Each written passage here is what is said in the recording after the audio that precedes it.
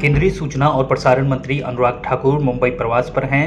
वे इस दौरान संगठन का जायजा लेने के साथ ही कार्यकर्ताओं से भी मिल रहे हैं। इसी क्रम में डोंबिवली स्थित कैबिनेट मंत्री रविंद्र चौहान के कार्यालय पर केंद्रीय मंत्री कपिल पाटिल समेत तमाम पार्टी पदाधिकारियों से मिलने के बाद मीडिया को भी संबोधित किया। आइए देखते हैं क्या कहते हैं अनुराग ठाकुर। चुनाव जीते ऐसा हम सबका प्रयास है। अगर आप देखेंगे 2014 में मोदी जी के नेतृत्व को जनता ने अपना आशीर्वाद दिया था और 1984 के बाद 30 वर्षों के बाद पूर्ण बहुमत की सरकार अगर कभी बनी तो 2014 में नरेंद्र मोदी जी के नेतृत्व में 272 सीटें एनडीए ने भारतीय जनता पार्टी ने जीती। 5 वर्ष के शानदार कार्यकाल के बाद जहां एक और मीडिया ये प्रश्न चिन्ह लगा रहा था कि क्या मोदी जी को पूर्ण बहुमत मिलेगा, ये भारतीय जनता पार्टी के संगठन ने, मोदी सरकार के कामकाज ने और जनता के आशीर्वाद के कारण 272 से बढ़कर 303 सीटें भाजपा एनडीए गठबंधन की आई। पिछले 3 वर्षों में अभूतपूर्व काम नरेंद्र मोदी जी की सरकार ने अनुच्छेद 370-35 से जिसका दर्द और जिसके कारण हजारों लोगों की जानें भी गई, जम्मू कश्मीर को विशेष राज्य का दर्जा था उससे मुक्ति दिलाने का काम नरेंद्र मोदी जी की सरकार ने किया। मुस्लिम बहनों की मांग ट्रिपल तलाक से निजात दिलाने का काम मोदी सरकार। करोड़ रुपए की जीएसटी कलेक्शन नहीं हुई। कोविड के बाद और दौरान 1,40,000 करोड़, 1,44,000 करोड़, 1,63,000 करोड़, लगभग 12-13 महीनों में 1 लाख करोड़ से ज्यादा की ही टैक्स कलेक्शन हुई।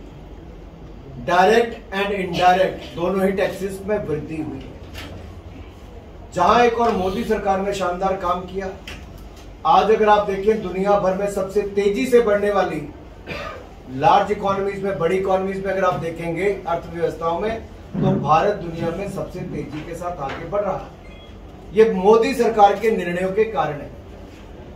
और यही नहीं, जिस देश ने हमारे ऊपर 200 साल राज किया उसको भी पीछे छोड़कर आजादी के 75वें वर्ष में भारत दुनिया की 5वीं सबसे बड़ी अर्थव्यवस्था बनी। ये अपने आप में दिखाता है कि Modi model, Modi governance model, और ये कहते हैं ना कि ईमानदार सरकार भी थी, सुशासन इसकी नई पहचान और गुड गवर्नेंस का मॉडल अटल जी के समय से लेकर मोदी जी के मॉडल तक ये भारतीय जनता पार्टी का देखा जाता है। और इस पूरे जो 3 दिन का हमारा प्रवास रहेगा, आज मैं लाभार्थियों से भी मिला। इतने इमोशनल कई बहनें थी कि देखिए शौचालय नहीं था तो एक तरह से बहुत बड़ी समस्या है। बिजली, पानी, शौचालय, पक्का मकान, बैंक खाता और बैंक खातों में 31,000 करोड़ रुपए महिलाओं को मदद, एक बहन को 1500 रुपए की मदद प्रधानमंत्री जनधन खाते वालों को मोदी जी ने की। 3 एलपीजी के सिलेंडर उस समय मुफ्त में थे। तो कहीं ना कहीं भावुकता भी थी और सबने अपनी ओर से लगभग 2,500 से ज्यादा तो मोदी जी का धन्यवाद की चिट्ठियां ही आज इकट्ठी हुई। ये अपने आप में दिखाता है कि जनता का प्यार मोदी जी के प्रति है। पिछले कुछ महीने पहले हुआ, भारतीय जनता पार्टी गठबंधन की सरकार, शिंदे जी और फडणवीस जी की सरकार महाराष्ट्र में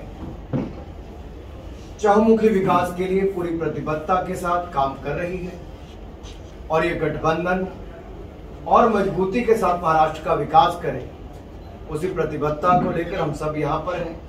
संगठन को और ताकत दिलाएंगे और 2024 में 303 के आंकड़े को पार करके उससे ज्यादा सीटें जिताकर फिर मोदी जी को देश का प्रधानमंत्री बनाएंगे।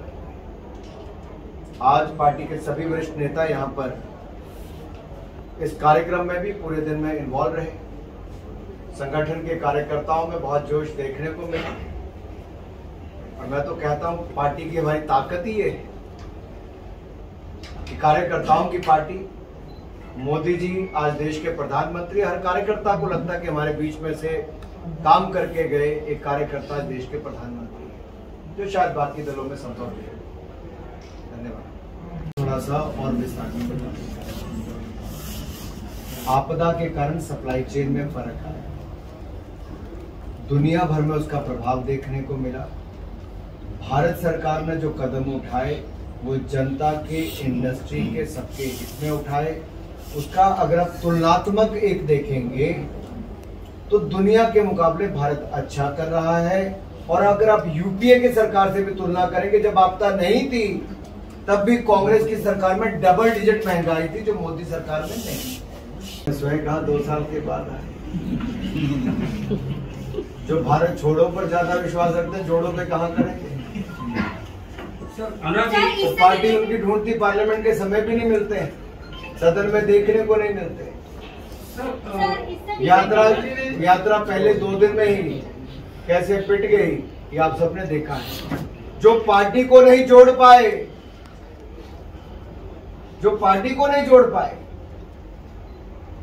वो क्या जोड़ने चले हैं।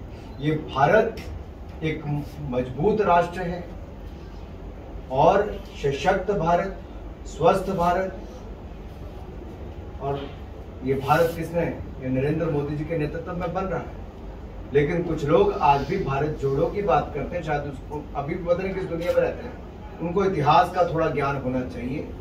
और भारत मोदी जी के नेतृत्व में क्या क्या अचीव कर रहा है, शायद अपनी आंखें बंद करके कुछ कांग्रेस के नेता बैठे कि भारत तेरे टुकड़े होंगे 1000, इंशाअल्लाह इंशाअल्लाह नारे लगाया करते थे। जो पोस्टर लगाते थे country without a post office, वो लोग आज राहुल गांधी जी की यात्रा का हिस्सा है। ये वही लोग हैं जो जेएनयू में भारत के टुकड़े करने की कल्पना भी करते थे, व्यू रचना भी करते थे। और राहुल गांधी जी रात को, मध्य रात्रि को जेएनयू में लोगों से मिलने भी जाते थे। मैंने उस समय भी पार्लियामेंट में पूछा था कि राहुल जी देश के टुकड़े करने वालों के साथ है या देश को आगे बढ़ाने वालों के साथ और बचाने वालों के साथ। वो चेहरा सामने आया है। वो टुकड़े टुकड़े गैंग के लोग आज उसी यात्रा में शामिल। धन्यवाद। Sports is a state subject और इसके बावजूद भारत सरकार ने जहां एक और अपना 3 गुना ज्यादा बजट बढ़ाया है, खिलाड़ियों को सुविधाएं और बढ़ाई है और खिलाड़ियों को जो मानदेय है वो भी और बढ़ाया है। वहीं पर राज्य, केंद्र, national sports federation, state association और जो इंडिविजुअल एंड इंस्टीट्यूशन और एनजीओ से लेकर कॉर्पोरेट, इस सबको अपनी भूमिका कहीं ना कहीं निभानी है ताकि खेलों का सुधार हो सके। बहुत सारे कॉर्पोरेट के लोग आगे आए हैं, बहुत सारे लोगों ने अपनी संस्थाएं भी शुरू की हैं, बहुत सारे राज्यों ने खेलों में नए आयाम स्थापित किए हैं और हम केंद्र और राज्य मिलकर इस दिशा में और भी अच्छा काम करेंगे। और मोदी जी की सरकार में औसतन महंगाई क्या थी? 3.5-4%, जबकि यूपीए के समय 12 से 13% थी। तेल के दाम, केंद्र सरकार ने अपने कर कम किए, जहां भाजपा शासित राज्य वहां पे कर कम किए, लेकिन जहां कांग्रेस शासित राज्य हैं और विपक्षी दल के हैं वहां पर कम नहीं किए। वहां पर जनता पर बहुत ज्यादा है। उन राज्यों के लोग बॉर्डर के साथ लगते भाजपा शासित राज्यों में तेल भरवाने आते हैं, बदलाव है। और अगर आप पिछले 3 महीनों का देखोगे तो लगातार दाम कम आ रहे हैं। आप कृपया करके राइफल शूटिंग के खिलाड़ियों से भी मिला और अभी जो मैं क्रीड़ा भारती के कार्यक्रम से आने में थोड़ी देर हुई, वहां पर भी अलग अलग खिलाड़ियों से मुलाकात हुई, टेबल टेनिस से लेके बैडमिंटन से लेके बाकी खेलों की। कहीं ना कहीं महाराष्ट्र में मैं जब खेलो इंडिया यूथ गेम्स और यूनिवर्सिटी गेम्स में भी देख रहा था, एक बड़ा बदलाव आया खेलों के प्रति। मैं पीछे पूना भी आया, अंजलि भागवत की मैंने शूटिंग रेंज पे भी गया, बाकी खेल की सुविधाओं का उद्घाटन भी किया पुणे में। तो देश में ही कुल मिलाकर खेलों के प्रति बहुत जागरूकता भी आई है और साथ ही साथ युवा मेडल जीतने के लिए प्रदेश और देश के लिए आतुर है। सुविधाओं के लिए जहां मोदी सरकार ने 864 करोड़ रुपए से बढ़ाकर 2400 करोड़ रुपए का बजट कर दिया, अपने आप में दिखाता है कि बजट तो लगभग 3 गुना किया है। देश के प्रधानमंत्री खिलाड़ियों पर जाने से पहले किसी बड़े टूर्नामेंट के बात करके उनका मनोबल बढ़ाते हैं और वापस आकर पीठ थपथपाकर उनका और हौसला अफजाई करते हैं। ये दुनिया के देश में शायद ही कोई प्रधानमंत्री करता। ये भारत में होता है। हमारी टारगेट ओलंपिक पोडियम स्कीम लीजिए, खिलाड़ियों का रहना, खाना, उनके ट्रैवलिंग, उनकी ट्रेनिंग, सारा खर्चा भारत सरकार विदेश से लेकर देश तक का करती है। 6 लाख रुपया आउट ऑफ पॉकेट अलाउंस यानी कि जेब खर्च देती है। 3000 खिलाड़ी, इसके अलावा हम अलग से देश के अलग अलग अकेडमीज में 5-5 लाख रुपए उनके ट्रेनिंग के ऊपर खर्च करते हैं और 1,20,000 रुपये साल का जेब खर्च अलग से देते हैं। और खेलो इंडिया सेंटर भी हम 1000 देश भर में खोलने जा रहे हैं और उनमें से कुछ यहाँ पर भी खोलने जा रहे हैं। जी, उठक बैठक लगी। अब 2 लोग ही एक दूसरे की ना सुनते, वहां पे 24 घटक दल क्या करेंगे?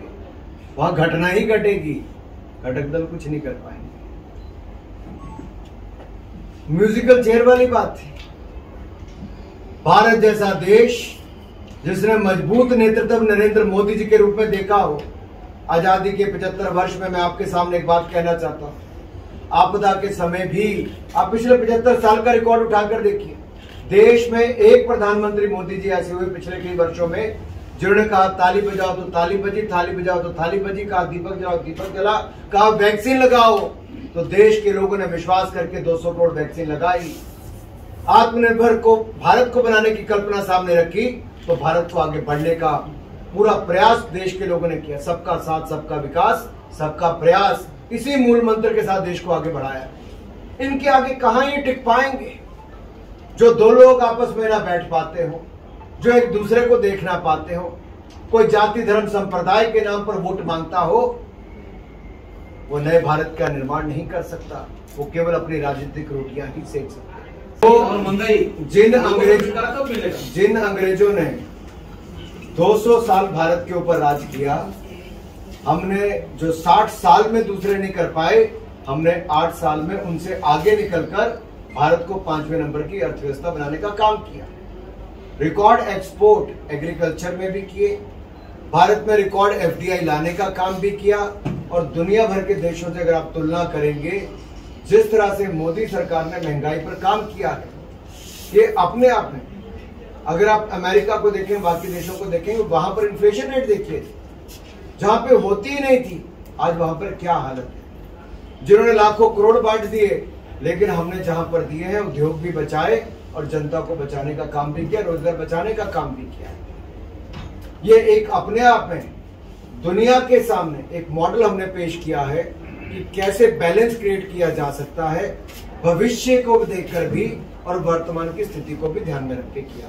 पूरा पैसा भी दे दिया और उसके अलावा भारत सरकार ने सभी राज्यों 50 साल तक जो ऋण वापस ना करना पड़े, ऐसा पैसा भी दिया है। जैसे हिमाचल प्रदेश को ही 500 करोड़ रुपया मिला, इसी तरह से महाराष्ट्र को भी दिया, चाहे हमारी सरकार की उस समय नहीं थी, उसके बावजूद दिया। और जो बैकलॉग जीएसटी का था वो भी समाप्त किया गया।